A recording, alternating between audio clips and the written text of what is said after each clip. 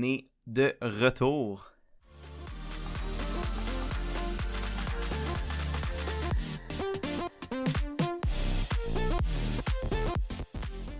Salut tout le monde, ici Raphaël, très content d'être de retour sur YouTube pour cette petite vidéo, un peu de retour justement. Je suis en vie, j'ai pas disparu dans l'éther. Il y a une très bonne raison qui explique pourquoi j'ai disparu ces derniers mois, je pense que vous le savez déjà pas mal, mais c'est que j'ai eu l'extrême chance et plaisir de participer à la 2e saison de Survivor Québec. Donc mon rêve de petit cul de faire ce show-là est maintenant réalisé et ça a été l'expérience d'une vie. Et maintenant que je suis de retour, maintenant que je vais mieux, maintenant que je suis prêt à en parler, je suis de retour sur YouTube avec vous pour parler de tout ça et pour prévoir l'avenir de la chaîne. La première chose que je veux faire en entrée de jeu, premièrement, c'est de vous remercier. Autant les nouveaux abonnés que ceux de la première journée. Merci pour ces 4 dernières années incroyables. Ça fait bientôt 4 ans que je fais des vidéos sur YouTube. C'est un plaisir à chaque fois. Et si c'était pas de vous, je sais pas à quel point j'aurais été capable de faire Survivor Québec, au sens où vous faites partie de l'aventure avec moi. Le parcours que j'ai fait dans les dernières années a vraiment été marqué par ce que j'ai fait également sur Internet avec vous. Donc, merci pour tout le support, tout l'amour, les beaux messages, les beaux commentaires. Puis même les commentaires critiques par rapport à ma game, c'était vraiment une expérience incroyable de pouvoir faire Survivor puis de revenir dans la communauté après puis voir les gens interagir en fonction même de maintenant mon jeu à moi. J'ai trouvé ça très très cool et très humble. Ça m'a rendu très humble comme expérience de voir tout, puis de vivre tout ça. Donc merci vraiment pour tout le support, tout l'amour, tout ce que vous avez fait pour moi depuis le début de cette chaîne-là puis depuis le début de mon aventure à Survivor. Ça a été vraiment une expérience d'une vie et je suis très content d'avoir pu vivre ça puis j'espère avoir pu vous amener un peu avec moi aux Philippines dans la saison 2 de Survivor Québec. Pourquoi est-ce que je fais cette vidéo-là? Premièrement, c'est pour annoncer mon retour. Je suis de retour, donc les vidéos vont reprendre. Je ne sais pas encore exactement la formule que tout ça va reprendre. Évidemment, la saison de Survivor Québec se termine très bientôt, donc je vais clairement avoir du contenu sur la chaîne pour parler de ça, dont cette vidéo-ci. Mais j'ai peut-être d'autres idées en tête pour la suite des choses, on va voir. Il y a aussi Survivor US qui va reprendre à l'automne. Il va y avoir Big Brother Célébrité saison 5 qui va être une saison un peu All-Star avec des joueurs qui ont déjà participé aux saisons précédentes. Donc ça va être assez cool. Donc plein de belles choses dans le futur. Évidemment, tellement de choses à dire sur Survivor Québec saison 2. Pour les curieux, curieuses, j'ai fait une entrevue d'1h30 avec Chris Softy sur YouTube qui a été mise en ligne récemment. Donc, on a parlé de plein de choses par rapport à ma partie, par rapport à l'aventure Survivor. Donc, si vous êtes curieux d'aller voir ça, je vous conseille d'aller voir cette entrevue-là. C'était vraiment super le fun à faire. Et pour les abonnés de la chaîne de plus longue date, Christian, vous le connaissez, il a fait tellement de vidéos avec moi sur ma chaîne que c'était très le fun de le retrouver pour cette vidéo-là. Donc, le lien va être disponible probablement dans l'écran ou sinon dans la description pour la vidéo si ça vous intéresse. Donc, voilà. L'autre nouvelle, donc évidemment il y a cette vidéo aussi qui mon retour un peu, puis je vais parler un peu de mon post-mortem de la game, mais je vais aussi vous faire une annonce spéciale qui je pense va vous faire très plaisir, parce qu'évidemment, là je vais parler un peu de mon aventure puis tout ça, mais il y a clairement plein de questions qui vont être restées sans réponse, et c'est là que je veux vous donner la parole, et que j'annonce que donc mardi le 11 juin à 20h le soir, je vais faire un live stream ici sur YouTube, donc sur la chaîne, pour répondre à vos questions. Donc ça va être un live stream, un direct de Q&A, donc questions-réponses, d'une durée d'1 heure, 1h30, 2 heures, peu importe le temps que ça va me prendre pour répondre à vos questions. J'ai vraiment envie que ce moment-là soit un moment ensemble pour qu'on puisse revenir sur cette folle aventure-là qu'était Survivor, que vous puissiez me poser les questions que vous avez toujours eues par rapport à ma game, par rapport à l'aventure, etc. Donc, ça va être en direct ici sur YouTube à 20h le 11 juin, mardi. Et si vous ne pouvez pas être là, parce que évidemment un direct un soir de semaine, c'est pas tout le monde qui peut être là, mais faites-vous-en pas, vous pouvez toujours laisser vos questions dans les commentaires de cette vidéo-ci et je vais les prendre en considération également pendant le live stream. Donc, ça se peut que je prenne des questions dans le chat, mais également les questions qui vont avoir été posées dans les commentaires de cette vidéo-ci. Donc, si vous avez des questions, si vous avez des trucs que vous vouliez me poser, des questions. Ça peut être de Survivor, ça peut être de Big Brother, ça peut être de whatever, ça peut être de vie personnelle, ça me dérange pas. N'hésitez pas à laisser vos questions et ça me faire plaisir de répondre pendant le live stream. Maintenant que les annonces puis les messages du début sont derrière nous, J'avais juste envie de prendre un moment pour vous parler de cette aventure-là, puis de revenir un peu sur comment les derniers mois se sont passés. Tu sais, ça a été un processus de longue haleine, là, faire Survivor. Ça a commencé même à la première saison de Survivor Québec. Pour celles et ceux qui... pense que j'en avais peut-être déjà parlé sur ma chaîne, mais c'est pas la première fois que j'auditionnais pour Survivor Québec. En fait, je l'avais fait pour la première saison, mais j'avais pas été pris.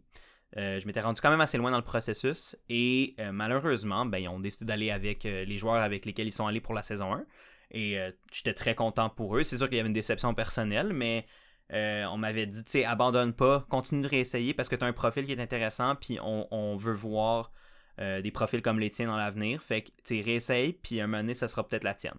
Fait que ça a un peu arrêté là-dessus. Puis là, ça a vraiment pas mal cogité dans ma tête dans les mois qui ont suivi, après la diffusion de la saison 1, puis tout ça. Où je me disais, tu sais, est-ce que je veux le faire? Est-ce que je serais un bon candidat? T'sais, est-ce que je pense que j'aurais des chances d'avoir un parcours pas pire? Puis est-ce que ça me tente de me lancer ce défi un peu fou? Parce que il faut se rappeler que c'est quand même un méchant défi de sortir de sa zone de confort, de s'éloigner de tout ce qu'on connaît, de dire je vais mal dormir, pas manger, être sale, puer, faire des épreuves qui me foutent la chienne. Puis comme tous ces questionnements-là sont arrivés un peu en même temps, puis que ça a fait un peu que j'ai hésité à me réinscrire pour la saison 2, puis ça a été un long processus de questionnement pendant toute la période d'audition de la saison 2, où on pouvait envoyer nos vidéos puis tout ça. Et j'ai attendu longtemps avant de donner ma vidéo. En fait, j'ai attendu la dernière journée. J'hésitais beaucoup, j'avais ma carrière qui avançait bien, j'avais enfin trouvé ma place, ma vie allait bien à la maison, on dirait que j'étais vraiment steady. Mais ça me faisait peur. Ça aurait dû être le réflexe inverse de me dire « Ah, mais non, mais t'as la situation parfaite pour y aller, fait que vas-y. » Mais moi, c'était à l'inverse où je me disais « Tout est parfait, admettons que si j'y vais, ça pète ce que j'ai dans ma vie. » Puis ce soir-là, donc c'est la dernière soirée, je pense, des auditions. J'ai eu une conversation avec Jeanne, ma blonde, qui, si vous écoutez les exclus l'année passée pour la saison 1, vous la connaissez peut-être déjà. Elle m'a dit, tu vas le regretter toute ta vie si tu le fais pas. C'est ton rêve d'aller faire Survivor, tu t'en parles tout le temps. Tu as une opportunité en or, tu t'es rendu super loin dans le processus l'année passée. Pourquoi tu prendrais pas ta chance, te faire pas confiance? Puis au pire, envoie ta vidéo, ils vont juste pas te prendre s'ils te veulent pas. Ben, ce message-là qu'elle m'a fait un bout de chemin dans ma tête. Puis ce soir-là, j'ai embarqué ici devant le même setup que vous voyez en ce moment. Puis j'ai parlé à la caméra, puis je me suis présenté, puis j'ai parlé de ma chaîne YouTube, puis j'ai parlé de moi, puis de mes anxiétés, puis de tout ce qui faisait de moi, je pense, un joueur et un candidat intéressant. Puis comme de fait, ça a résonné avec la prod. Encore une fois, ils m'ont convoqué pour continuer dans le processus, puis me rendre plus loin dans les auditions. Fait que j'ai continué les auditions. Première étape s'est bien passée. Après ça, j'ai été réinvité. Ça s'est encore bien passé. Finalement, pour avoir le fameux appel d'avoir été pris à Survivor, je pense que c'est honnêtement les moments les plus incroyables de ma vie de se faire dire que tu vas faire Survivor, mais c'est aussi un des moments les plus terrifiants de ma vie, pour être 100% honnête avec vous. Quand j'ai reçu cet appel-là, j'ai littéralement eu un moment de jubilation incroyable. Et directement, quand j'ai raccroché au téléphone, j'ai fait comme « Ok, qu'est-ce qu'il faut que je prépare? Qu'est-ce qu'il faut que je fasse? » Et là, c'était comme la liste d'épicerie de malades, de trucs que je m'étais dit « Ok, il faut que je fasse ci, ça pour me préparer. » Puis là, on dirait que pour moi, là, ce moment-là où j'ai reçu l'appel de participation, mon cerveau est immédiatement rentré en mode jeu, puis en mode préparation. Puis tous les jours qui ont mené à ma participation à Survivor, je m'en suis servi d'une manière ou d'une autre pour me préparer. Il y en a qui se sont préparés vraiment longtemps puis qui se sont préparés pendant le processus d'audition. Moi, j'étais tellement un peu en mode laisser aller que j'étais comme je veux pas me mettre de pression avec les auditions. Au pire, je ferai juste pas le show puis c'est pas grave, tu sais, je vais survivre. Mais comme on dirait que là, quand j'ai reçu l'appel pour me faire dire oui, là, c'est devenu plus que vrai. Fait que je lisais des articles, j'ai écouté des vidéos sur YouTube d'analyse, là. J'ai réécouté des trucs de la saison 1 de Survivor Québec. J'ai regardé plein d'affaires sur Survivor US pour me remettre un peu dans le bain pour la stratégie. J'ai la chance d'avoir un gym à ma job. Je me suis entraîné au gym. Bon, les résultats de ça ont peut-être pas été ceux que j'escomptais, mais en même temps, en quelques mois, tu peux pas non plus tout changer physiquement et devenir un athlète, là. Fait que j'ai essayé quand même de m'entraîner. J'ai pratiqué des puzzles, j'ai pratiqué des mots croisés, j'ai fait tellement d'affaires pour essayer de me mettre dans la condition la plus facile, ou en tout cas dans les conditions les plus optimales pour ma participation au show, puis pas me faire ramasser, surtout par les épreuves, parce qu'on dirait que stratégiquement puis socialement, c'est sûr que j'avais des craintes, j'avais des inquiétudes, mais on dirait que ça me stressait moins, puis c'était comme comment j'allais me débrouiller avec les épreuves qui me faisaient vraiment peur. Fait que c'est comme là où j'ai mis beaucoup de ma préparation, sachant clairement que ça allait être un des points faibles de ma game en amont, là, que j'allais me faire regarder pour les épreuves, surtout dans les tribus de 10 comme ça, ben t'essaies d'éliminer des fois les maillons faibles physiquement dans les épreuves. Fait que c'était de trouver des manières de pas que ça paraisse. J'ai mentionné dans l'entrevue que j'ai faite avec Christian un article que j'ai lu par rapport aux choses à faire et à ne pas faire pour avoir une game gagnante à Survivor, qui est un article incroyable que je vais mettre dans la description aussi si ça vous intéresse d'aller lire ça. Je trouve que c'est quand même un bon préparatif pour le côté stratégique et humain et social de Survivor.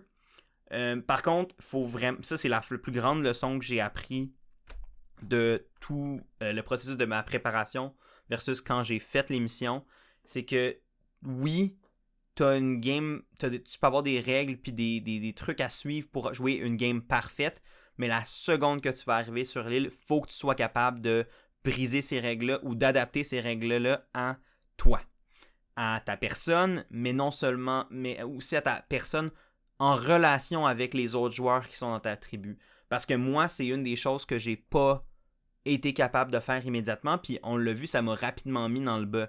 Oui, il y avait une cible qui a été mise sur mon dos à cause des épreuves, parce que clairement, physiquement, je pense que je débordais pas la confiance physique, tu sais, dans le sens que je me fais pas confiance dans les épreuves physiques, fait que je pense que ça paraissait. Puis ben, je veux pas, j'ai une bedaine de bière, puis je suis un petit peu plus rond que d'autres, fait que je suis pas full musclé, whatever.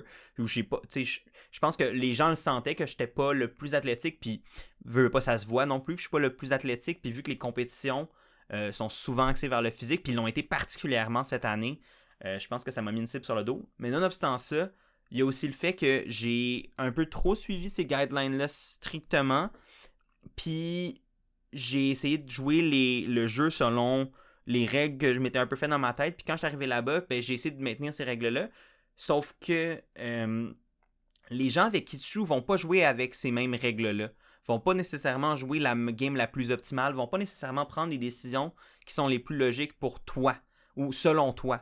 Fait que les gens vont créer des liens d'amitié pour des raisons qui sont pas nécessairement prévisibles par des règles. Moi, si j'avais su que l'implication au camp allait jouer tant un rôle prédéterminant dans les motifs de cible dans ma tribu chez Bayani, ben crois-moi que j'en aurais passé beaucoup plus souvent du balai les premiers jours. J'ai attendu que ça me pète d'en face pour comme réaliser à quel point ça me mettait dans le trouble de peut-être moins m'impliquer au camp que d'autres, ou du moins que mon implication était peut-être correcte dans 95% des tribus, mais dans ma tribu, c'était pas le cas. Fait que de tout le temps être capable et être prêt à s'adapter à avec qui tu vas jouer, puis comment eux perçoivent la game. Puis ça a été un gros apprentissage que j'ai fait sur le tas, parce que moi je me disais, ok, ben oui, clairement il faut que tu t'adaptes aux gens avec qui t'es, mais avec je connais comment je sais comment, tu sais, je suis quelqu'un de sympathique, je suis quelqu'un de gentil, je pense que les gens gravitent peut-être rapidement autour de moi, vu que justement j'amène de la bonne humeur puis du positif. C'est pas assez quand la base de ce que les gens veulent de toi comme joueur dans leur tribu, ben c'est peut-être des performances dans les épreuves, c'est du support au camp, c'est plusieurs choses que j'ai peut-être pas été capable d'amener parce que j'ai trop reposé sur les atouts que j'avais, mais que j'ai pas été capable de me mettre au même diapason que mes coéquipiers dans ma tribu. Ça, c'est ma lecture des choses. C'est peut-être complètement pas vrai. Ça fait pas mal un petit peu le tour de ma prep. Là, évidemment, là, je pourrais rentrer dans les détails de qu'est-ce que j'ai fait et tout ça. Si vous avez des questions par rapport à mes préparatifs pour l'émission, n'hésitez pas à les mettre dans les commentaires ou on s'en parlera pendant le direct. Là. N'hésitez pas, ça va me faire plaisir de rentrer plus dans les détails de mes préparatifs. Mais en gros, c'était vraiment ça, comme les grandes lignes de comment je me suis préparé pour faire l'émission. Je me suis mis à prendre plein de notes, plein de faire. En tout cas, j'ai fait plein d'affaires avec différents niveaux de succès. Mais j'avais aussi envie dans cette vidéo-là de pas juste de parler le avant, là, mais de comment je me sentais moi. C'était quoi mon ressenti sur l'île, les premiers jours, les premières relations, les premiers moments, puis tout ça. Puis un peu revenir sur comment ma game s'est passé dans ma tête. Parce que on a vu évidemment avec les confessionnaux ce que j'ai dit, comment je voyais un peu les choses, mais c'est une infime partie de comme tout ce qu'on a vécu dans les premiers jours. Donc j'avais envie d'un petit peu revenir sur ces choses-là, puis s'il y a des choses que j'ai pas couvertes, bien évidemment, on s'en reparle le 11 juin. N'hésitez pas à laisser vos questions, ça me fera plaisir d'y répondre. Donc, les premiers jours chez Bayani. Ben, première chose, avant même en fait d'arriver sur Bayani, d'arriver à la première épreuve, de réaliser vraiment là, que tu es à Survivor, tu vois les 19 autres joueurs et joueuses avec toi, d'être sur le fameux tapis avec ta couleur de tribu, recevoir ton buff de Patrice, entendre Patrice dire bienvenue à Survivor Québec, c'était honnêtement, je devais me pincer. Je regardais Audrey, je regardais Annabelle, je regardais les joueurs dans l'autre tribu, puis on était comme qu'est-ce qu'on vit en ce moment, puis honnêtement, je souhaite à tout le monde de vivre ce moment-là, qui veulent vivre Survivor. Profitez-en, là, c'est incroyable ce feeling-là. J'ai tellement trippé là, sur le tapis, là, j'avais l'impression que ça avait aucun sens ce que je vivais à ce moment-là. Il y avait tellement de plaisir à ce moment-là, on était tellement tout excités, on avait toute la chienne, mais on avait tellement de fun d'être là, puis de se dire, enfin, après tout le travail qu'on a tous mis, on est là, puis on va jouer à Survivor. Incroyable feeling. La première épreuve était terrifiante pour moi qui voyait le mur de 12 pieds de haut puis qui était comme ok, comment je vais faire ça. Petite anecdote de cette épreuve-là. Lorsque on fait notre caucus, ok, on va faire ci, on va faire ça, parfait. On commence à aller chercher les affaires partout sur le truc, puis là on pogne notre affaire. Là, je voyais qu'il y en a qui commençaient à se faire monter. Je me disais, ok, j'ai peut-être un peu de temps pour aller chercher d'autres objets. J'ai juste couru sur le terrain comme une poule pas de tête à essayer de trouver de quoi qui était pertinent pour la tribu. Et je trouvais absolument rien de pertinent. Fait que là, je capotais. J'étais comme, je viens de perdre du temps à tourner autour pour finalement pas trouver comme, tu sais, moi, j'étais comme, amener du riz, on va en manger déjà. Là. J'étais comme, je veux des outils, je veux des trucs qui peuvent aider à la survie long terme. Je veux de la bouffe qui va nous durer. Fait que là, je cherchais, puis j'ai rien trouvé. J'ai trouvé un filet de pêche que j'ai garoché, puis c'était à peu près ça. Puis finalement, on l'a même pas eu vu qu'on a perdu l'épreuve. Arrive au mur, et là, t'as Seb et André, que je ne connaissais aucunement à cette étape-là. Ils me disent, ok, va au mur, on va te lever, puis on va te monter en haut. Parfait. Clairement, je n'étais pas capable de monter ce mur-là tout seul. Première poussée qu'ils me donnent, et je pique une débarque par en arrière, et je m'éclate dans le sable du terrain. Fait que ma première affaire que j'ai faite à Survivor, c'est me casser la gueule. Donc ça a très bien commencé. Finalement, on l'a refait un deuxième coup, puis on a monté, j'ai pu monter sur la structure. Quel autre moment assez cocasse. Je me suis fait garrocher un melon d'eau par Oli. Parce que après qu'il se soit fait voler les palmes par Jean-Michel, il est allé leur voler un melon d'eau qui a swingé toutes ses forces sur la plateforme où j'étais et j'ai vu, moi, un melon d'eau m'arriver direct dans la face. Fait que finalement, j'ai pu attraper le melon d'eau comme ça, mais j'ai tellement eu la chienne de ce melon d'eau-là. Et l'autre petite anecdote cocasse, c'est on était sur la première plateforme de cette épreuve-là et on essayait de tirer les autres joueurs vers la plateforme pour monter en haut de tout ça. Et là, t'avais Marilou couchée sur le ventre, et à ce moment-là, encore une fois, je ne la connaissais pas, qui essaie de tirer le monde, puis là, t'as moi qui venais de remonter, puis qui essayait un peu de voir comment je pouvais aider, si j'allais pogner les affaires de l'autre bord, ou si j'aidais à tirer. Mais là, c'est qu'on a manqué de place sur le bord, fait que je pouvais pas moi non plus me coucher pour essayer de tirer. Fait que là, je suis resté là, puis j'ai un peu figé, puis je savais pas trop quoi faire. Et là, t'as Marilou qui me hurle « Pogne ma jambe! » Parce qu'elle était couchée, fait qu'elle est en train de tomber vers le bas, parce qu'elle était pas capable de tirer le monde, parce que, si veut pas, c'est pesant. Fait que là, je pogne la jambe de Marilou, puis je tire avec elle pour essayer de monter je sais plus qui. Fait que ma première introduction avec Marilou, c'est juste elle qui me gueule de pogner sa jambe pour faire monter quelqu'un sur la tour. Et c'était le début d'une longue amitié. Mais non, fait que c'est les petits moments cocasses de cette épreuve-là. Il y en a probablement d'autres qui me viennent juste pas en tête en ce moment-ci, mais ces premiers moments-là de Survivor Québec saison 2 vont rester gravés dans ma tête malgré la défaite. Puis malgré que je me suis senti coupable pour cette défaite-là, on dirait que j'avais l'impression que j'avais pas été à la hauteur. Fait que j'ai pris un peu du blâme pour cette défaite-là, ce que j'aurais clairement pas dû faire. Mais je suis arrivé là et j'ai dit désolé, j'aurais aimé en faire plus, blablabla. Puis j'ai l'impression que déjà là, je me suis comme pas aidé à me mettre une cible sur le dos. Fait que j'aurais dû fermer ma grand gueule à ce moment-là, puis juste pas attirer les regards vers moi. Fait que déjà une erreur dans mon truc. Fait que là, finalement, on arrive sur le camp, on se présente, blablabla. Les premiers jours, ça va bien. Pour celles et ceux qui ont peut-être pas vu l'entrevue que j'ai fait avec Christian, oui. Puis c'est une question que j'ai vu tourner dans les premiers jours. Est-ce que Raph a révélé qu'il faisait des vidéos sur YouTube de Survivor Québec, entre autres? Et la réponse à ça est oui. J'en ai parlé, comme je dis dans l'entrevue, fait que je vais pas revenir en détail là-dessus. Allez écouter l'entrevue avec Chris si vous voulez vraiment l'histoire complète de ça. Mais c'est que je m'étais. Pour la réflexion rapide derrière ça, c'est qu'est-ce qui est. Comment est-ce que je peux me présenter? Si j'y vais en jouant incognito, que je suis un joueur, une personne lambda, puis que j'ai pas ce background-là, mais que certaines personnes dans la tribu avaient fait des recherches, avaient fait dans leur travail de prep des recherches sur YouTube et avaient écrit Survivor Québec, il y avait des chances qu'ils m'aient vu. Puis, considérant que j'ai quand même fait beaucoup de vidéos sur Survivor, j'étais comme, il y a des bonnes chances qu'il y a du monde qui ait vu ma face. Fait que j'avais peur que si j'y vais, puis que je m'annonce pas, mais que les gens sachent qui je suis, me reconnaissent, ben que ça me mette une cible dans le dos comme étant un joueur qui est capable de mentir, qui garde des secrets dès le jour 1. Fait que j'ai préféré jouer à l'inverse la carte de la transparence puis de l'honnêteté en me disant, ben moi, ce que je voulais à ce moment-là aussi, c'est des alliés de confiance. Fait qu'en étant transparent puis en montrant dès le début que moi, je veux être un joueur de confiance avec qui, tu sais, je vais être transparent, je vais être honnête, ben je vais pouvoir rallier de mon bord des gens qui le sont également. Puis ça a comme un peu mené une obsession que moi j'ai eue dans les premiers jours où je m'étais dit, ben justement, j'ai vraiment besoin et j'ai vraiment envie de jouer avec des gens honnêtes, des gens que s'ils vont me mettre un couteau dans le dos, je vais pouvoir le voir venir ou ils vont tout simplement pas le faire.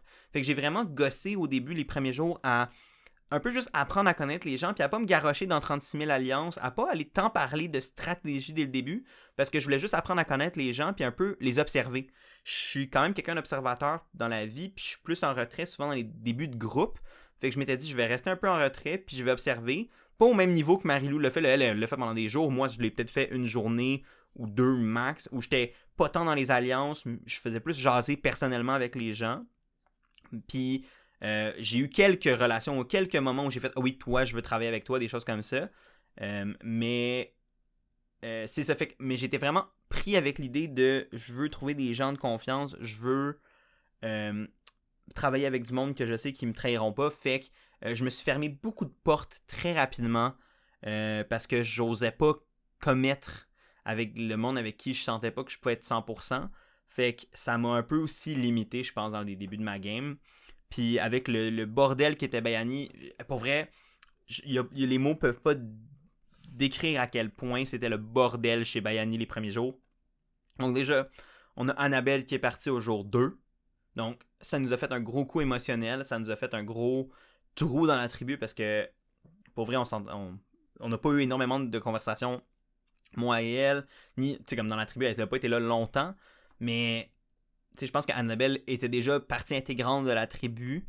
Je pense sincèrement pas que ça aurait été celle qui serait partie en premier si on était au conseil de tribu le jour 2. Là. Mettons si on avait perdu la première épreuve d'immunité. Fait que, clairement, ça nous a fait beaucoup de mal de la perdre. Moi, je l'avais dans mes plans de match pour le jeu. J'avais envie de jouer avec elle. Fait que ça m'a fait vraiment du mal à ma game de perdre Annabelle rapidement parce que je me voyais travailler avec elle. Fait que ça m'a pas aidé. Après ça, au jour 3, on a eu l'empoisonnement de Oli et Charlie qui a complexifié énormément le jeu, qui a été extrêmement difficile, qui a rendu notre vie extrêmement difficile au camp parce que, ben, veux pas, quand tu vis une expérience comme ça, tu t'inquiètes pour les gens. Ça nous a ultra rapprochés, ce qui a rendu justement jouer le jeu stratégique extrêmement difficile parce que ces gens-là, on a vécu une expérience traumatisante les 9 ensemble. Mais là, il faut qu'on joue quand même à Survivor. Moi, ça m'a vraiment fait... ça m'a vraiment démoli à ce moment-là parce que je m'entendais super bien avec Charlie. C'était un de mes alliés les plus importants. Puis à ce moment-là, Oli, notre relation de game était pas la meilleure, mais on s'entendait bien. C'est une super belle personne, Oli. Puis de le voir souffrir et passer proche de vivre un moment si grave. Et honnêtement, on savait pas à ce moment-là qu'est-ce qui leur arrivait. Fait que moi, j'ai eu la chienne de ma vie pour eux, là. Et on capotait, on était là sur la plage, on a vécu des moments, là, tu sais, comme ta personnalité, dans un moment de crise, elle ressort à ce moment-là, puis on a tous vécu un moment super tough, encore plus Charlie et Oli, évidemment, puis je leur envoie tout l'amour du monde, puis ils ont été super bon pour traverser ce challenge-là de la vie parce que tabarouette que c'était épeurant ce moment-là. Puis, oh non, Fait que ça c'était jour 3, là. Jour 3, on avait déjà eu ces obstacles-là. Puis en plus, comme je dis, le jeu stratégique mené principalement par Audrey était ultra chaotique au sens où dans les premiers jours, il y avait une alliance de filles, mais moi j'étais comme la 5e personne de ce groupe-là. Fait que j'étais comme, ben écoute, moi ça me dérange pas. Oui, clairement, je suis comme en minorité dans un groupe de filles, mais il y avait Florence dedans, puis moi j'étais déjà proche de Florence, puis Florence, elle poussait pour moi dans ces groupes-là. Moi, ça me permettait, j'ai travaillé avec Charlie, puis j'essayais de voir avec Charlie qu'est-ce qu'on pouvait faire. J'essayais de me connecter un peu avec Sébastien, mais c'est avec plus ou moins de succès. Il y avait tellement de choses qui changeaient. Puis Audrey, elle créait des alliances, elle défaisait des alliances, elle me disait des plans, elle changeait les plans. On théorisait beaucoup sur la game ensemble. On essayait de faire des plans pour est-ce qu'on devait splitter des votes, est-ce qu'on pensait qu'il y avait du monde qui avait des idoles ou non. Ça a été vraiment, vraiment le bordel les premiers jours. Ce qui fait en sorte que je me suis rapidement senti un peu largué par le jeu. Puis je pensais que j'allais être capable de suivre le rythme. Puis j'étais arrivé le jour 4 ou 5, puis j'étais comme, j'ai l'impression d'être tout le temps le dernier à recevoir les informations. Mon nom ressort tout le temps parce que j'étais non seulement la cible de bien du monde dans la tribu, mais en plus, si j'étais pas la cible, ben j'avais même des conversations avec du monde de mon alliance qui me disaient ben écoute, s'il faut qu'on split les votes, on va le split avec toi. Puis j'étais comme pardon? Fait que moi j'ai dû essayer de naviguer à travers le fait que ça en plus dans mon jeu, ben ma place dans la partie était précaire rapidement. Fait que ça a été très très chaotique ces premiers jours-là sur l'île de Bayani, puis ça a été tout un défi les premiers jours, jusqu'au conseil de tribu de Charlie, où évidemment on sait ce qui s'est passé. Encore une fois, j'ai parlé beaucoup du conseil de tribu de Charlie pendant l'entrevue que j'ai fait avec Christian, donc je vais laisser ça pour ça, fait que je vais pas revenir tant sur ce conseil de tribu-là, mais évidemment ça a été un des moments les plus difficiles pour moi dans la partie, ce conseil de tribu-là, mais juste cette journée-là en général. Premièrement, on perd l'immunité. Première immunité qui est perdue, c'est jamais agréable. Premier après-midi en retour de camp où là c'est le bordel, les plans se font. Moi j'entends dire de la moitié de la tribu que c'est moi qui pars ce soir. Il y a André qui vient me voir qui va littéralement me dire que c'est moi qui pars ce soir. Ça a été vraiment un après-midi extrêmement difficile. De l'autre côté, ben, j'ai Charlie qui me dit hey, moi je vote jamais contre toi. Ils veulent que me ravoir de leur bord, mais moi je veux pas aller de leur bord, moi je te back.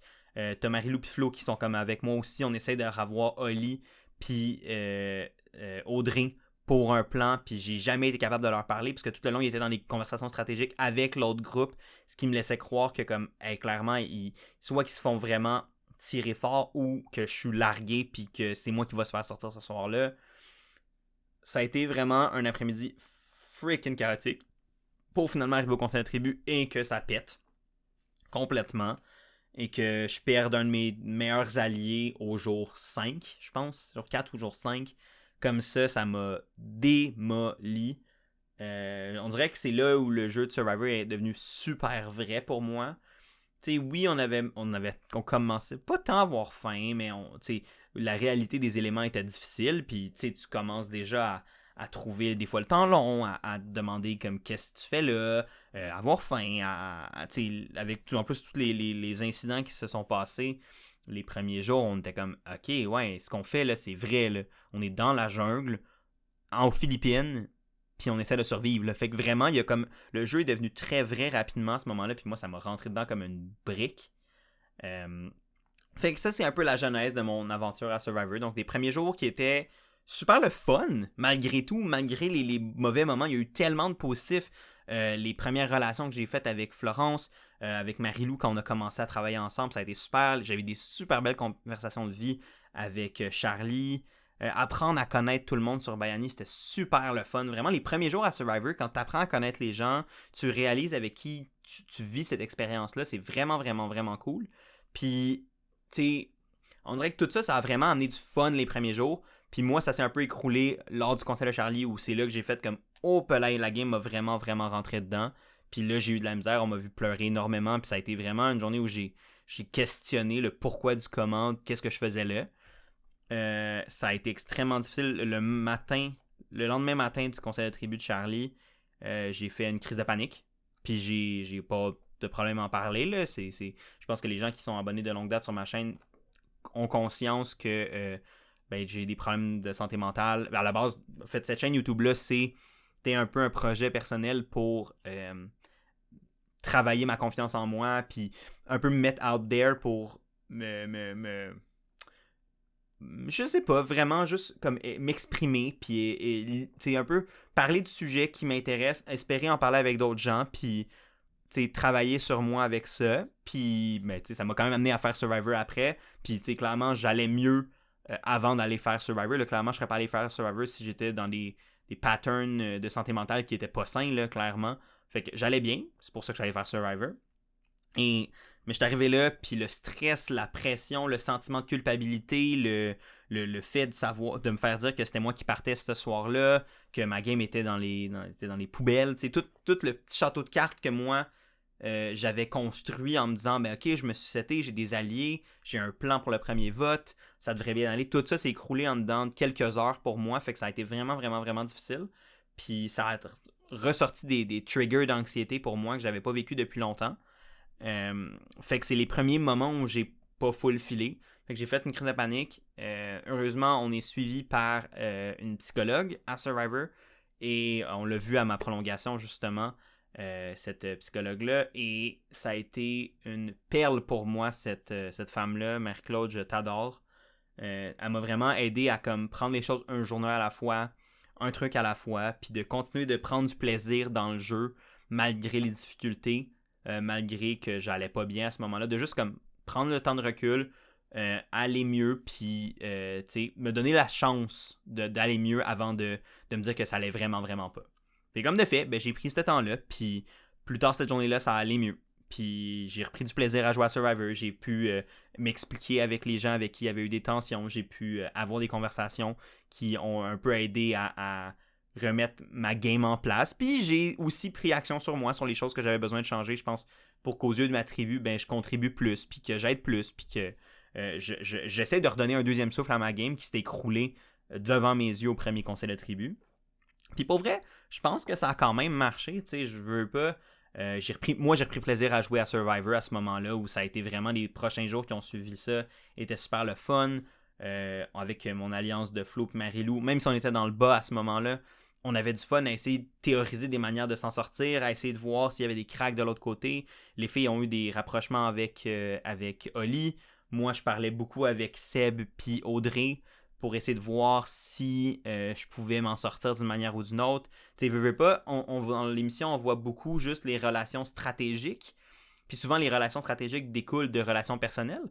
Mais prenons pour exemple Sébastien puis Audrey, où on me voit très très peu interagir avec eux dans l'émission, ou du moins, Audrey on me voit un peu plus, mais mettons Sébastien, on me voit quasiment pas interagir avec dans l'émission, mais sur le plan personnel, on se parlait souvent de plein d'affaires, il me parlait d'Amos, il me parlait de sa vie, de sa famille, moi je parlais de mes projets personnels, je parlais de ma passion, on parlait de bière, on parlait de jeux vidéo, on parlait de plein d'affaires, mais ça on le voit pas.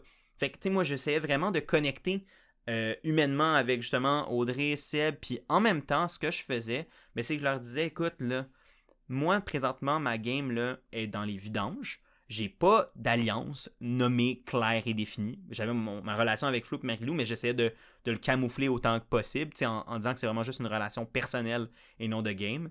À quel point ça marchait, je pense pas, mais j'essayais quand même de comme un peu me dissocier stratégiquement pour pas avoir l'air de jouer avec un trio, mais jouer un peu plus un agent libre. Fait que je leur disais, écoutez, moi, je suis pas une menace pour vous. Si vous avez des plans qui sont plus grands que votre alliance ou votre groupe en ce moment, si vous avez des trucs que vous pensez qui peut aider votre game personnel, puis que moi, je peux être un atout dans ce plan-là, utilisez-moi. Prenez-moi comme un vote de plus. Survivor, c'est un jeu de nombre. Fait que utilisez-moi pour votre plan. Puis après ça, si vous avez besoin de me discarter à ce moment-là, discartez-moi, mais je pense que me sortir en ce moment, quand je peux clairement être utile pour vous, c'est un c'est perdre un vote. Donc j'essayais un peu vraiment de pitcher ça pour m'acheter du temps, puis essayer de survivre, parce que j'étais très conscient que si on retournait à un conseil de tribu, il y avait de fortes chances que ce soit moi qui parte à ce moment-là. Fait que j'essayais vraiment de tout faire pour m'en sortir, puis comme de fait, on a pu voir avec les conseils de tribu de Oli et de Audrey que ça a marché quand même. Évidemment, il y a tellement de choses qui se sont passées, c'est pas juste ces conversations-là qui ont mené à ces éliminations, clairement pas. Mais de mon côté, de ce que moi j'ai pu faire et que j'ai vécu, ben c'est sûr que moi c'est ce qui a mené, je pense, un peu à ces plans-là de mon côté. Évidemment, ben, pour le plan d'Oli, ben, c'est Audrey et Deb qui ont vraiment rallié les nombres quand Des-Neiges était au camp. Ils ont fait, OK, ils ont eu peur que Oli fasse un move contre Audrey, Deb ou Seb avant la fusion, qui était comme leur but qui s'était donné dans le groupe de 5. Fait qu'ils ont profité de cette opportunité-là pour de faire un coup d'avance. Moi, à ce moment-là, j'essayais de vendre mon vote encore à tout le monde. Je pense que j'avais parlé à Seb, j'avais dit, écoute, est-ce que je peux faire de quoi pour vous? Là? Si moi, je suis prêt à jouer avec vous, là, j'ai envie de jouer avec vous, est-ce que vous voulez jouer avec moi? Puis, tu sais, j'essaie vraiment de me sauver, puis d'essayer de trouver une manière de faire un plan, parce que le plan que j'avais avec Marie-Lou et Florence, ça marchait pas. On avait besoin de recruter Oli, mais Oli voulait pas jouer avec nous. Fait qu'on n'a pas été capable d'avoir les votes. On essaie d'avoir des neiges en plus, ça marchait plus ou moins, parce que Audrey était déjà allée lui parler, fait que justement pour sortir Oli. Fait que finalement, je marche sur la plage, Deb et Audrey viennent me voir pour me ramener dans le plan pour sortir Oli. Et à ce moment-là, moi, j'avais plus de relation de jeu avec Oli. J'avais entendu dire qu'il voulait me sortir, qu'il avait sorti mon nom plusieurs fois, qu'il me ciblait vraiment intensément depuis le jour 3 ou 4. Fait que moi, à ce moment-là, quand on me dit « Veux-tu sortir Oli ?» J'étais comme « Bien sûr, absolument. » C'est de la musique à mes oreilles. Même si, tu sais, sur le plan humain et personnel, j'avais rien contre Oli. Mais moi, c'était comme « C'est ma vie ou la sienne, je vais prendre la mienne avant, là. Puis je vais essayer de m'en sortir. » Fait que ils m'ont dit ça. Et la chose la plus drôle de ce plan-là, c'est qu'ils m'ont dit « Parle-en pas à personne, sinon on flippe le vote contre toi. » Fait que moi, j'étais comme « Fait que vous me dites que faut pas que j'en parle, pas de problème. Moi, vous me donnez une clé de sortie. Fait que ça me... Pourquoi est-ce que j'irai en parler avec Flo puis Marie-Lou si c'est pour me mettre dans la merde, quand, au final, l'objectif qu'on avait les trois ensemble, c'était juste de survivre les trois ensemble. Fait que oui, je courais le risque qu'ils soient fâchés après moi, je leur ai pas dit, mais à l'inverse, je me donnais un peu une porte de sortie, puis une porte de sortie pour notre trio en survivant, tout simplement. Et en faisant un plan qui allait nous permettre de s'acheter une autre journée, 2 autres journées, 3 autres journées pour trouver une craque dans la tribu. Cette craque-là, soit qu'elle aurait pu être des neiges, soit qu'elle aurait pu être d'autres membres de l'alliance principale. Finalement, cette craque-là a fini par être André, qui a voulu se venger, et après ça, qui nous a permis de sortir Audrey. Mais ça a été vraiment un bout d'aventure vraiment difficile, mais tellement le fun en même temps à jouer, à espérer trouver des cracks, puis à prendre le temps aussi juste de connaître les gens, puis de trouver des failles dans l'alliance. Puis j'ai vraiment aimé jouer du bas à ce moment-là, parce que c'était vraiment stressant, mais aussi vraiment comme le feeling de quand tu réussis à survivre à un vote quand le monde pense que c'est toi qui vas partir, puis que finalement tu changes un peu les choses, puis que les choses changent, puis que tu survis, c'est incroyable comme feeling. Fait que, puis les réactions quand on est revenu des 2 conseils de tribu avec moi, Flo et Marie-Lou, c'est honnêtement des souvenirs qui vont être gravés dans mon cerveau à toujours. Là, le sentiment de « Oh my God, on est encore là et on l'a fait. On a trouvé une manière de survivre, que ce soit par nous ou que ça nous a été amené. On s'en foutait à ce stade-là. Le but, c'était vraiment juste de survivre et on l'a fait. Fait que c'était très cool à ce moment-là. Puis je pourrais rentrer plus en détail dans ces moves-là ou dans des conversations, des discussions qui ont été dites, puis montrer dans le show si vous voulez en savoir plus. Vous savez quoi faire maintenant déjà. Fait que c'est ça. Fait que tout ça a mené jusqu'à mon vote où j'ai finalement été éliminé. Je pouvais comme un peu gros chapitres par rapport à mon aventure, mais c'est vraiment juste pour un peu comme parler de comment je voyais les choses dans ma tête à ce moment-là. Puis c'est évidemment très simplifié pour pas que ça dure 4 heures, mais je pourrais clairement le faire. Mais fait que c'est ça. Fait que là, la journée de mon élimination, donc on venait de sortir Audrey la veille, on venait vraiment de célébrer un peu le gros coup. Et là, les questions étaient surtout quand est-ce qu'il y a une fusion, quand est-ce qu'il y a un remaniement, est-ce que c'est aujourd'hui, est-ce que c'est pas aujourd'hui. On spéculait, on était comme ça va-tu être un remaniement de 3 tribus de 5 personnes, est-ce que ça va être une tribu débalancée, quelqu'un va être envoyé sur l'exil ou sur une twist quelconque puis prendre la place de la personne éliminée. On savait vraiment pas à quoi s'attendre. Et quand la discussion qu'il y avait entre moi, Florence, Marie-Lou et André, c'était qu'est-ce qu'on fait pour être le groupe le plus solide rendu à un remaniement ou à une fusion, incluant les personnes avec qui on jouait pas à ce moment-là. Parce qu'on savait clairement que là, Bayani, on était en minorité, et que si on allait dans un remaniement ou dans une fusion, il fallait soit qu'on se tienne super serré ou que si on était trop séparés, ben qu'on trouve des cracks dans les Nawa. Puis à ce moment-là, il semblait avoir plein de cracks. Fait qu'on était comme, ok, ben on va essayer de jouer avec les gens qui ont le plus de chances d'être soit avec Bayani, un gros groupe, ou en petit groupe de Bayani, mais qui vont travailler ensemble quand même. Fait que quand on était 4 contre Déborah et Sébastien à ce moment-là, la question était surtout, est-ce que Seb... Moi, ma crainte, c'était que Seb aille rejoindre Ghislain, Jean-Michel et tout ça, vu qu'il y avait eu des récompenses avec eux, qu'il y avait eu une couple d'interactions, puis qu'il semblait vraiment s'apprécier beaucoup. Fait que moi, Seb me faisait énormément peur à ce moment-là, parce que je me disais, il va aller rejoindre les personnes avec qui je pense que avec qui je pensais peut-être cibler, moi, rendu à une fusion, puis tout ça. Fait que j'avais pas besoin de quelqu'un qui aille grossir leur nombre. Moi, je voulais jouer avec des gens qui jouaient un peu plus le jeu à ma façon, qui voulaient travailler stratégiquement pour naviguer la fusion puis se rendre à la fin. Et en Déborah, ben, quand on a eu des conversations, ben, elle me semblait vraiment plus en ligne avec ce que moi j'avais comme vision de ma game pour la fusion. Puis, fait que moi j'ai vraiment voulu défendre Deb à ce moment-là puis de la garder dans Bayani. Et finalement, ça s'est fait à mes dépens. Parce que c'est moi qui est parti ce soir-là. Mais moi, j'avais vraiment feeling que je pouvais travailler avec Deb après. Puis c'est pour ça que j'ai essayé de la protéger. Ce que par contre, j'ai pas vu venir, c'est que c'était pas un remaniement ce moment-là. C'était une autre immunité. Et c'était l'épreuve du gros serpent qui a été une catastrophe pour moi, on le sait. On a vu en masse les images. Là. Je pense que le show s'est fait un malin plaisir à montrer moi qui tombe ou moi qui est en derrière de tout le monde, je sais pas combien de fois. Que je l'assume, écoute, c'était pas mon épreuve. Puis, fait qu'on l'a perdu. Puis là, les défaites ont commencé à vraiment s'empiler à ce moment-là. Puis ça a été vraiment un après-midi difficile parce qu'on était tous écœurés. On était tannés d'aller au conseil de tribu. On était tannés de perdre. On voyait notre nombre diminuer. On se sentait malchanceux avec tous les trucs qui s'étaient passés. Avec le départ d'Annabelle. Avec l'intoxication de Charlie puis de Oli. Le départ de Des-Neiges pour de retour de Des-Neiges à Nawa. Tu sais, tout ça faisait comme coudon, on peut pas gagner, on peut pas avoir de bons trucs qui vont de notre bord. Fait qu'on était tous un peu brûlés et écœurés à fleur de peau. Et c'est là où Florence a pris la décision que c'en était trop et qu'il fallait qu'on change les choses. Et par changer les choses, ben, c'était de me sortir moi. Est-ce que j'en veux à Florence? Non.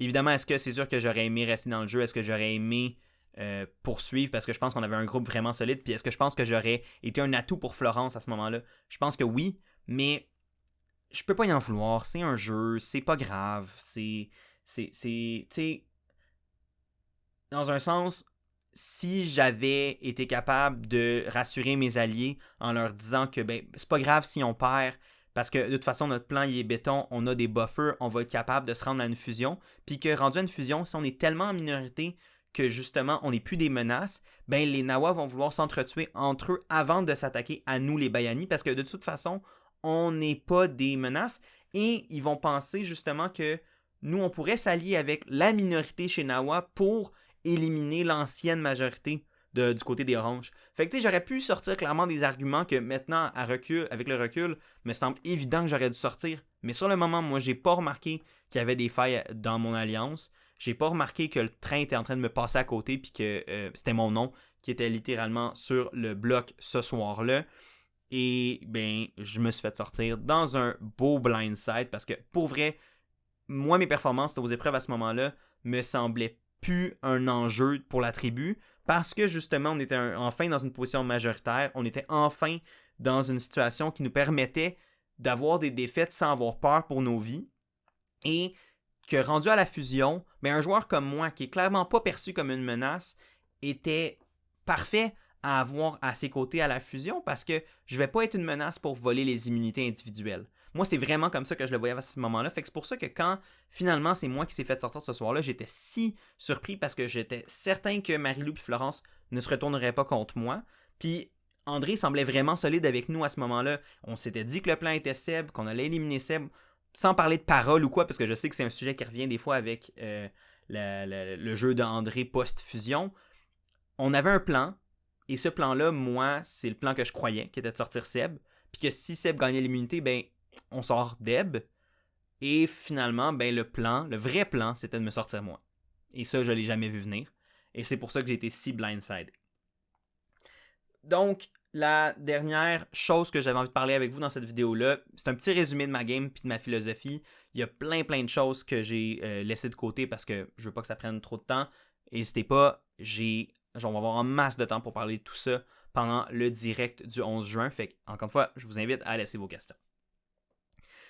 Et le dernier bout, évidemment, que je vais aborder, ben, c'est l'exil. Fait que c'était quoi l'exil pour moi, comment je me suis senti là-bas, c'était quoi ma relation avec Audrey, ma relation avec Dom, et évidemment, pourquoi j'ai levé le drapeau, comment cette décision-là est venue, puis comment je me sens maintenant. Donc, évidemment, tu te fais éliminer, tu reçois la nouvelle que tu vas à l'exil. Moi, les questions se sont enchaînées dans ma tête parce que j'ai compris très vite que l'exil était inspiré du Edge of Extinction qu'on a déjà vu aux États-Unis notamment. Donc, en tant que fan de Survivor, puis que j'avais vu ces saisons-là, ben, je savais qu'est-ce qui allait m'attendre, donc la misère. Et je savais, là, mais ce que je ne savais pas, c'est comment il allait le mettre en place à Survivor Québec. Est-ce qu'il allait avoir tous les joueurs éliminés depuis le début de la saison? Est-ce que ça allait être juste moi? Puis que ça commençait à moi, cette twist-là? Est-ce que c'était jusqu'à la fusion? Est-ce que c'était jusqu'à la fin? J'avais tellement de questions en ce moment-là. Et j'étais très, très, très, très détruit à ce moment-là. Je suis vraiment allé à l'exil de reculons. Puis ça, c'est quelque chose que j'ai pas tant abordé par le passé, mais que je peux le faire ici. Je pense que c'est la bonne place pour. En fond, il y a un truc que moi, je me suis fait parce que j'étais tellement tout le temps dans le trouble que je me suis développé un mécanisme de défense à Survivor pour toutes les fois où mon nom sortait.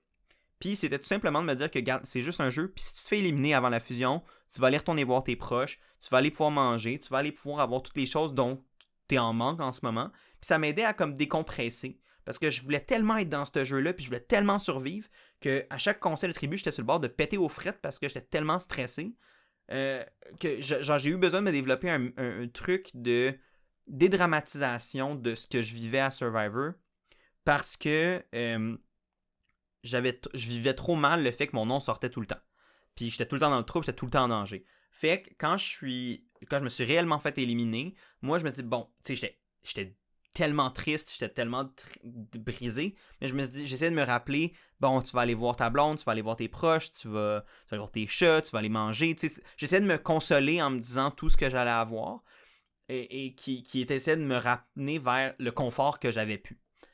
Quand on m'annonce que finalement je m'en vais faire l'exil, puis que je vais continuer d'avoir les difficultés du jeu tout en étant éliminé et en ayant une chance sur je sais pas combien, dans je sais pas combien de temps de réintégrer le jeu, ça m'a pété parce que j'avais vraiment l'impression que comme je voyais comme mon confort ou la chose qui me permettait de bien vivre mon élimination, puis que ça m'était enlevé, puis il fallait que je continue de me battre quand j'étais comme un peu déjà fatigué de me battre vote après vote pour survivre. Puis là, il fallait que il y avait une autre épreuve qui se dressait devant moi pour me permettre de poursuivre mon aventure à Survivor.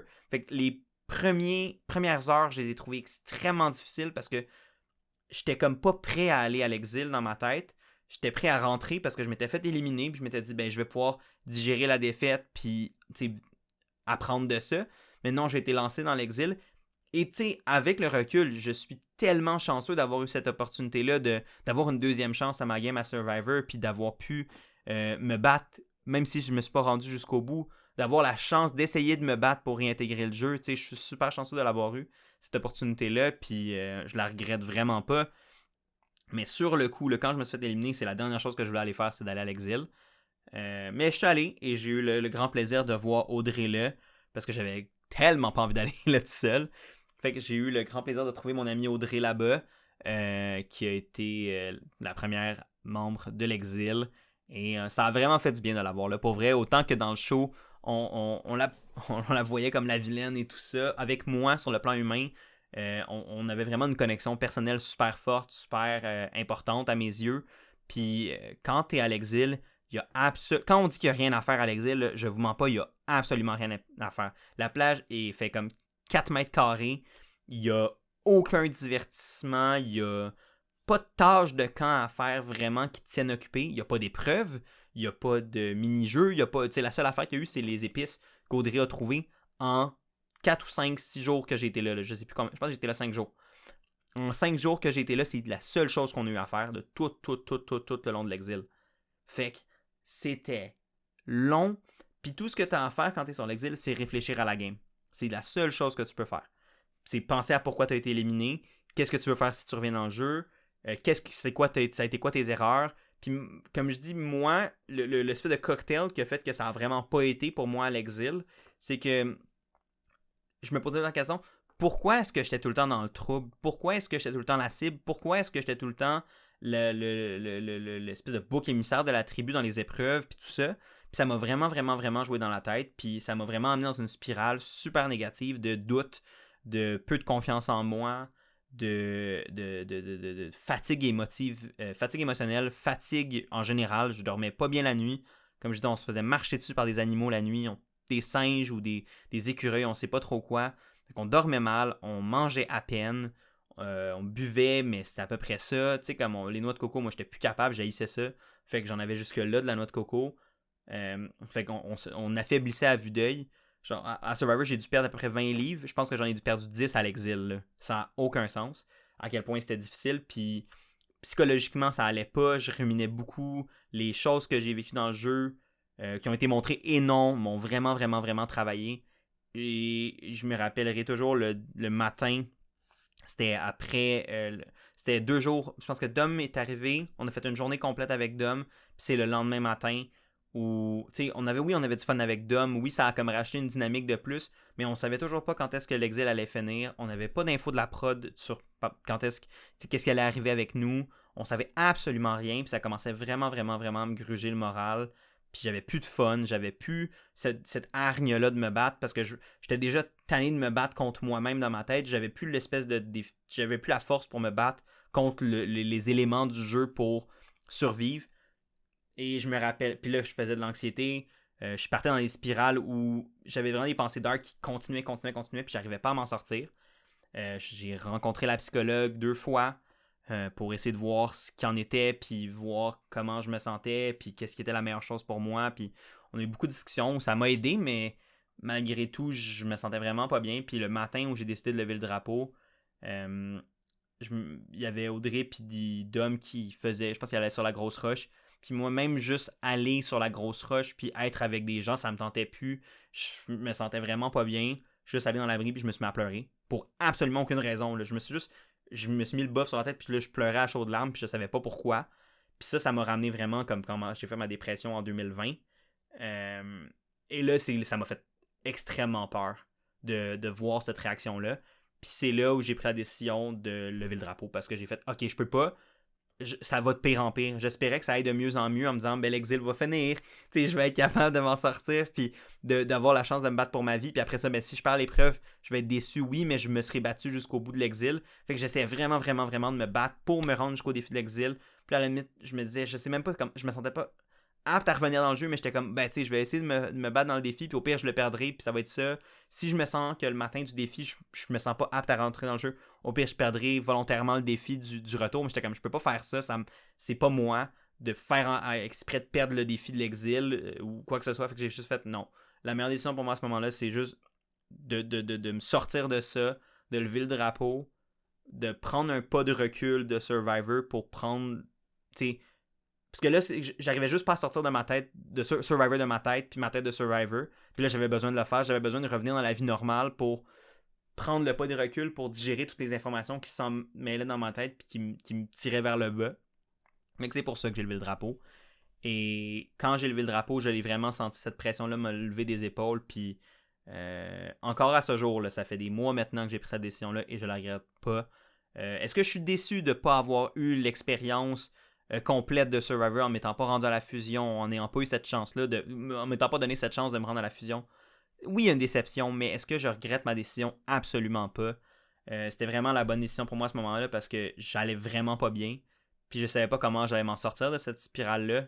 Puis en me sortant de Survivor, ça m'a permis de me reposer, réfléchir, puis là, de commencer à aller mieux. Puis ça a pris des mois là, à me remettre sur le piton à 100%. Puis même là, il y a des journées où je trouve ça dur. Puis je revis Survivor, puis j'écoute des émissions, puis ça me gruge en dedans. Ce que j'ai vécu, la manière dont j'ai été éliminé, de revoir les choses qui ont été dites contre moi, de revoir l'exil, ça a été vraiment, vraiment des gros triggers encore à ce jour. Mais là, ça va mieux. Puis c'est pour ça que je suis content de pouvoir revenir sur YouTube et de le faire quand je suis prêt, parce que ça a été long avant de me sentir prêt pour le faire. Mais là, je le suis, et je suis là, et j'en parle. Donc, ça fait pas mal le tour de mon aventure. Là, de mon retour, c'est vraiment bien passé. J'ai pu revoir mes proches, j'ai pu revoir l'expérience post-Survivor. Donc, une fois sorti de l'île, a été incroyable du début à la fin, au sens où j'ai eu vraiment du plaisir à retrouver mes proches, retrouver ma famille. Réécouter l'émission, pour moi, à quelques épisodes près, a été une expérience tripante. Là. J'ai adoré écouter Survivor en ayant vécu l'expérience de jeu. Tu sais, on se demandait pourquoi on était allé faire Survivor. Moi, c'était pour plusieurs raisons, mais je voulais me donner un challenge. Puis challenge que j'ai relevé, malgré que je me suis pas rendu à la fin, malgré que j'ai levé le drapeau. Pour moi, le challenge Survivor, je l'ai relevé. Puis je suis allé faire des affaires qui étaient complètement hors de ma zone de confort à tous les jours.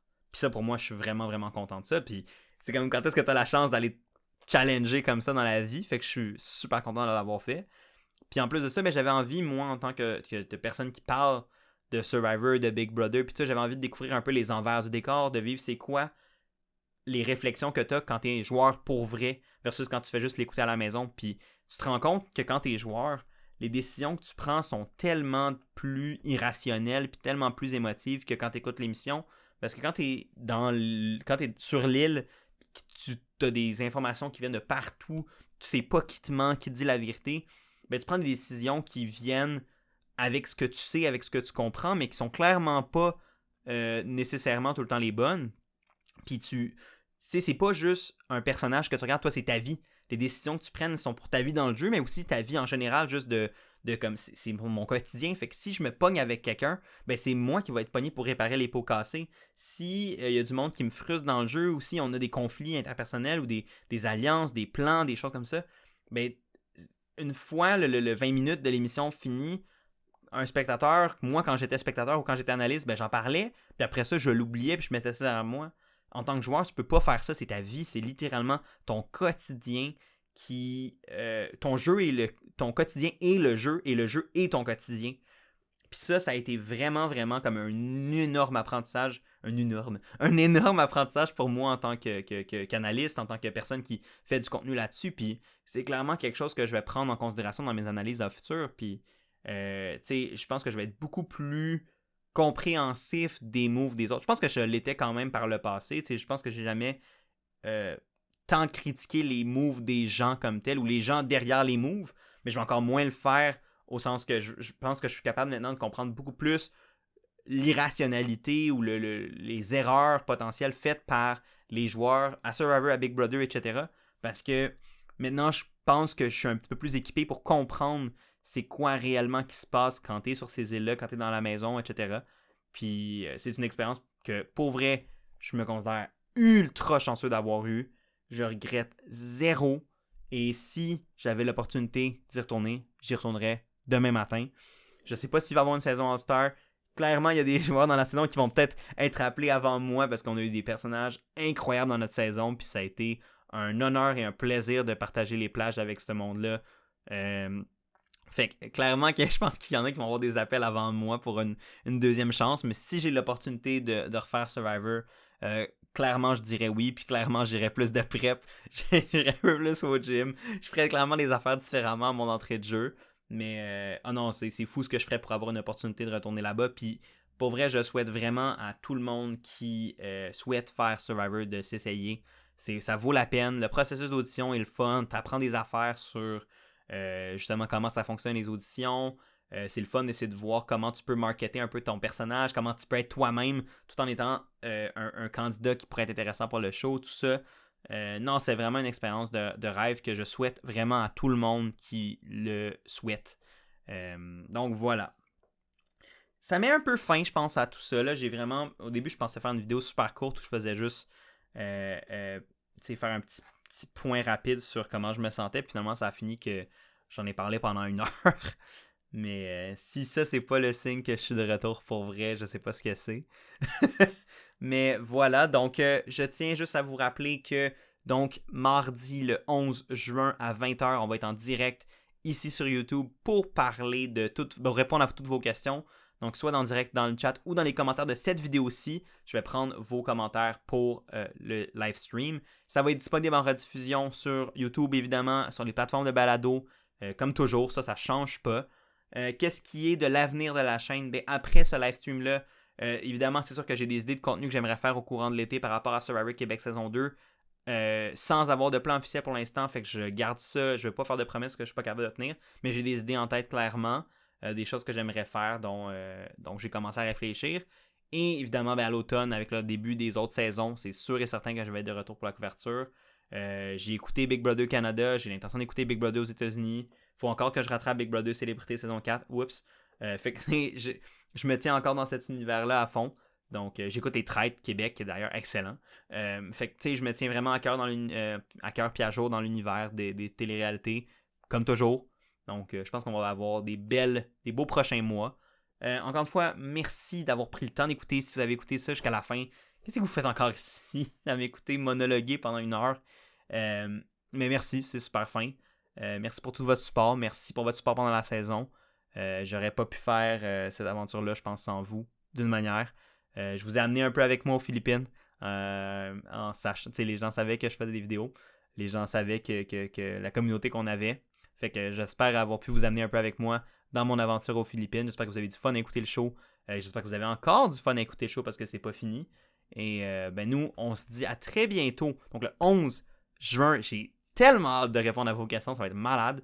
D'ici là, prenez soin de vous. Merci encore une fois de m'avoir écouté. Passez une très belle fin de journée. Très bientôt. Salut tout le monde.